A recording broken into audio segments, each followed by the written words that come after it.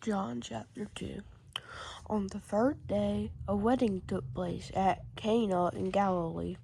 Jesus' mother was there, and Jesus and his disciples had also been invited to the wedding. When the wine was gone, Jesus' mother said to him, "There's no more wine." "Woman, why do you involve me?" Jesus replied. "My hour has not yet come." His mother said to the servants, "Do whatever he tells you." Nearby stood 6 stone water jars, the kind used by the Jews for ceremonial washing, each holding from 20 to 30 gallons. Jesus said to the servants, "Fill the jars with water." So they filled them to the brim, and then he told them, "Now draw some out and take it to the master of the banquet." They did so, and the master of the banquet tasted the water and that had been turned into wine. He did not realize where it had come from, though his servants who had drawn the water knew.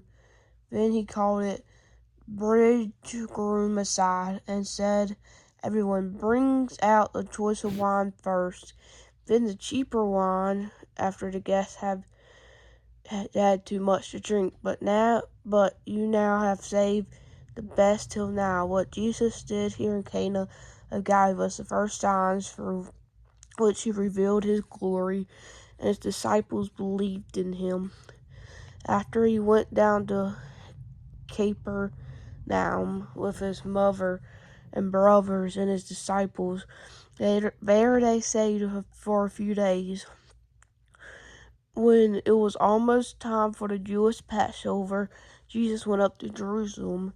In the temple courts, he found people selling cattle, sheep, and doves, and others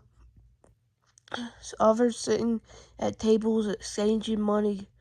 So he made a whip of cord and drove all from the temple courts, both sheep and cattle.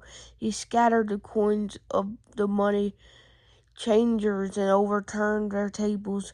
"To who sold doves," he said, "get these out of here. Stop turning my Father's house into a market." His disciples remembered that it is written, "Zeal for your house will consume me."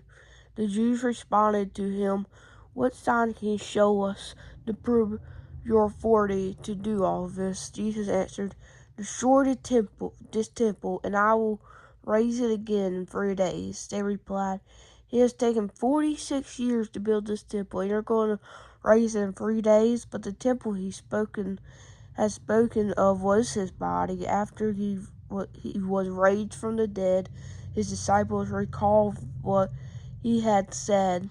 Then they believed the scripture and all the words that Jesus had spoken. Now, while he was in Jerusalem, the Passover festival, many saw signs he was performing and believed in his name. But Jesus would not entrust himself to them, for he knew all people. He did not need any testimony about mankind, for he knew what was in each person.